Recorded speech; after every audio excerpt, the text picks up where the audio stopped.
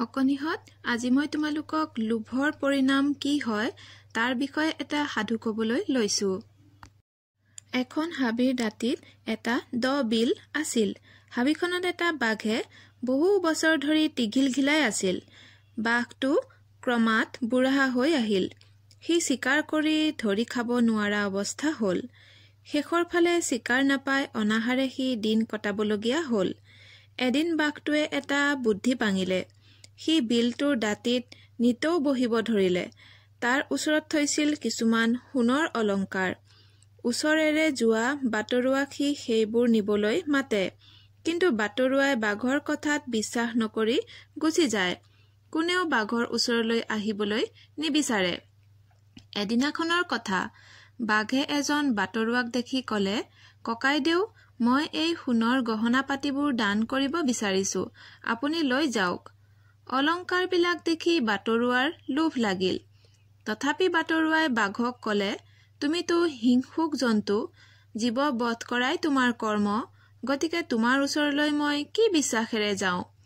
বাঘে তেতিয়া বাটৰুৱাজনক ক'লে, ককাইদেউ, আপুনি ঠিকেই কৈছে, বাঘে মানুহ খাই সঁচা, বাঘে অন্য জীৱ জন্তু খোৱা কথাটো সঁচা।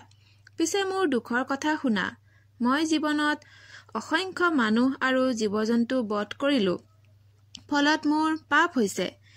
সেই পাপৰ পৰা মুক্ত হ'বলৈকে মই এতিয়া দান কৰিবলৈ ধৰিছো।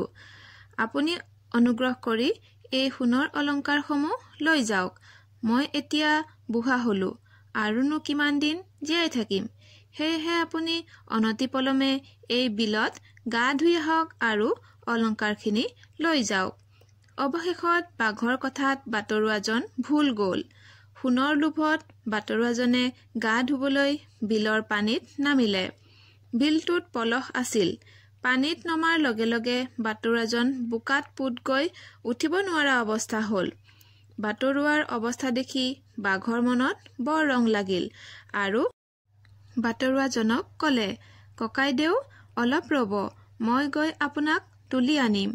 বাঘে লাহে লাহে গৈ বাটৰুৱাৰ কাষ পালে আৰু বাটৰুৱাজনৰ ডিঙিত কামুৰি হেঁপাহ পলুৱাই তেজ আৰু মাংস খালে। চোৱাচোন, লোভত পৰাৰ কাৰণে বাটৰুৱাজনৰ কি অৱস্থা হ'ল। সেয়েহে আমি কেতিয়াও লোভত পৰি কোনো কাম কৰিব নালাগে বা কেতিয়াও লোভী হ'ব নালাগে। অকনিহত আজিলৈ ইমানতে সামৰো দিয়া। পুনৰ নতুন সাধুলৈ আহিম দেই।